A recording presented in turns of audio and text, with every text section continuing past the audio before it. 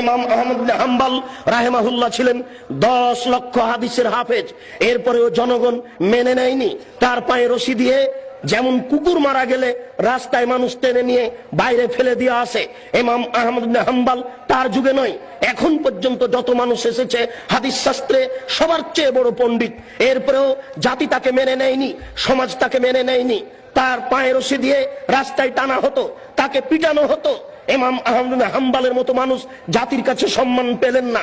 আমরা জাতির কাছে সম্মান পাই বুঝতে পারি না। বুঝতে হবে আমাদের প্রচারের ত্রুটি রয়েছে। হক বড় তিতা, যা কালকে বলছিলাম।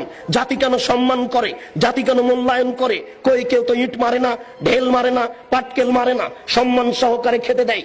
সেই জন্য তো আপনাকে গতকালকে আমি শোনাচ্ছিলাম যে আখেরি মোনাজাতে আপনি হাত তোলার পূর্বে এইভাবে একটু বলুন, তাহলে বুঝবো আপনি হক কথা বলছেন। বুঝলাম আপনি বড় কাজ করছেন, বুঝলাম আপনি বড় হুজুর, অনেক দূর থেকে এসেছেন, আমেরিকা থেকে এসেছেন, লন্ডন থেকে এসেছেন, সৌদি আরব থেকে এসেছেন।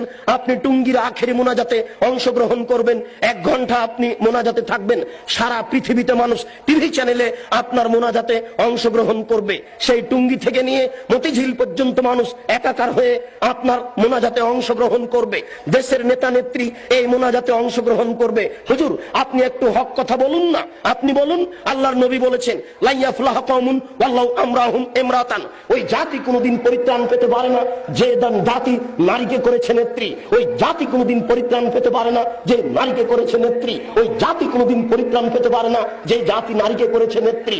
আপনি বলুন দোয়া করার পূর্বে। আল্লাহ রাসূল বলছেন আলী লা তাদুতিম সালান ইল্লা তামাস্তাহু ওয়ালা কাবরান মুসরিফান ইল্লা সাওয়াইতাহু, আলী তুমি ছাড়বে না কোনো উঁচু কবর, সবকে ভেঙে সমান করে দাও। আলী তুমি ছাড়বে না কোনো ছবি মূর্তি, সবকে ভেঙে একাকার করে দাও। আপনি এই বক্তব্য দেওয়ার পরে এবার হাত তুলে দোয়া করুন, দেখা যাবে কত নেতা নেত্রী আপনার দোয়াতে অংশগ্রহণ করে, কত জনগণ আপনার দোয়াতে অংশগ্রহণ করে। আপনি হাত তুলে দোয়া করার পূর্বে বলুন আল্লাহর নবী বলেছেন মান সাদ্দা ফুরজাতান বানাল্লাহু লাহু বাইতান ফিল জান্নাহ। আল্লাহর নবী বলেছেন সালাত আদায় করার সময়তে দুইজনের মাঝে যেই ফাঁকা রয়েছে এই ফাঁকা বন্ধ করে যে আল্লাহ তার জন্য জান্নাতে ঘর নির্মাণ করেন। আপনি বলুন একটু, এরপরে আপনি হাত তুলে দোয়া শুরু করবেন। বাইতুল মুকাররম হচ্ছে বাংলাদেশের জাতীয় মসজিদ। বাংলাদেশের যারা বড় আলেম তারাই সেখানে খুতবা দেওয়ার অধিকার রাখে।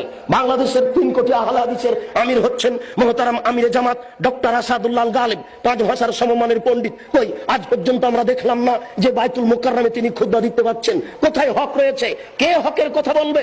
আপনি একটু দোয়া করার পূর্বে বলুন দেশবাসী শোনো, যারা বাইতুল মুকাররমের ইমাম তারাও শুনে রাখুন।